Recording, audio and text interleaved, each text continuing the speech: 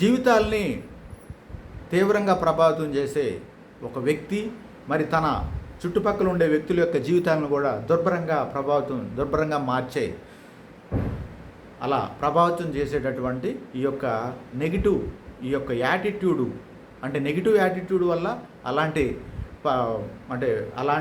ఫలితాలు అలాంటి జీవితం అనేది లభిస్తుంది.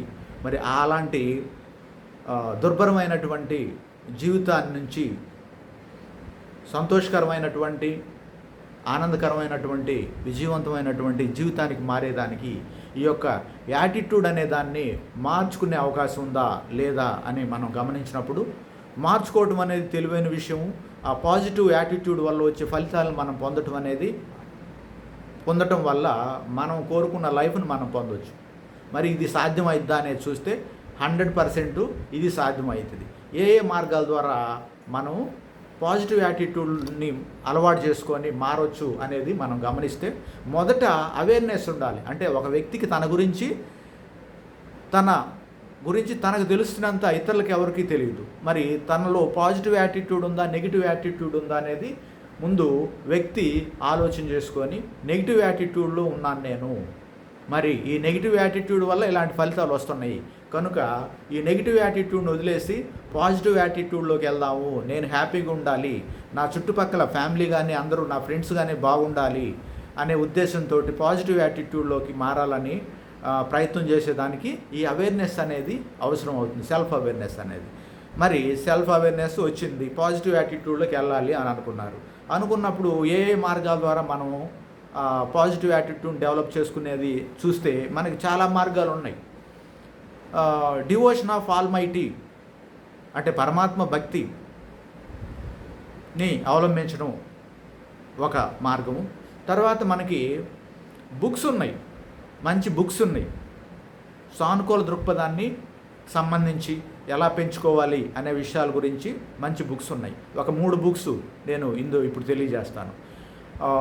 Number 1, success through a positive mental attitude, written by W. Clement stone, అది ఒక బుక్.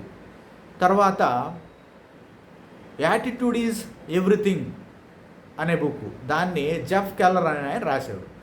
మూడోది సానుకూల పాజిటివ్ థింకింగ్ అనే దాని గురించి నార్మన్ విన్సెంట్ పీల్ అని ఆయన రాశాడు.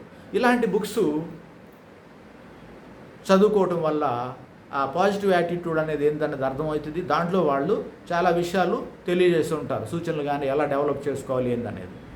మరి ఇంకొక విషయం ఏంటంటే పాజిటివ్ అఫర్మేషన్స్ ఇవ్వటం. మన యొక్క సబ్కాన్షియస్ మైండ్కి నెగిటివ్ చిన్నప్పటి నుంచి మనం పెరిగిన వాతావరణాన్ని బట్టి నెగిటివ్ ప్రోగ్రామింగ్ అనేది జరిగి ఉంటుంది కాబట్టి అదే కంటిన్యూ అవుతూ ఉంటుంది, అదే రిజల్ట్స్ వస్తూ ఉంటాయి.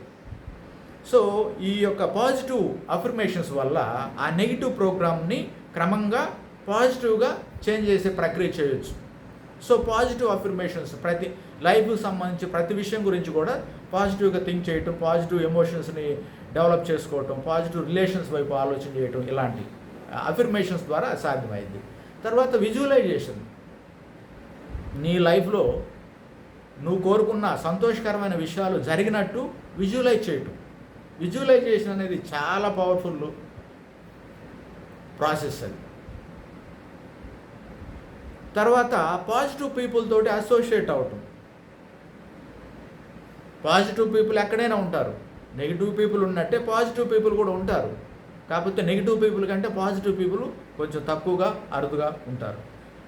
సో ఈరోజు మనకి సోషల్ మీడియా ద్వారా మంచి అవకాశం ఉంది పాజిటివ్ పీపుల్ తోటి కనెక్ట్ అయ్యేదానికి. సో అలాగా. తర్వాత కౌన్సిలింగ్ కూడా అవసరమైతే కౌన్సిలింగ్ కూడా తీసుకోవడం. సో ఇలాంటి ఈ విధానాల ద్వారా పాజిటివ్ యాటిట్యూడ్ని డెవలప్ చేసుకోవడం వల్ల మనిషి అద్భుతమైనటువంటి తన కోరుకున్న లైఫ్ని పొందొచ్చు, తన కుటుంబానికి కూడా ఇవ్వచ్చు.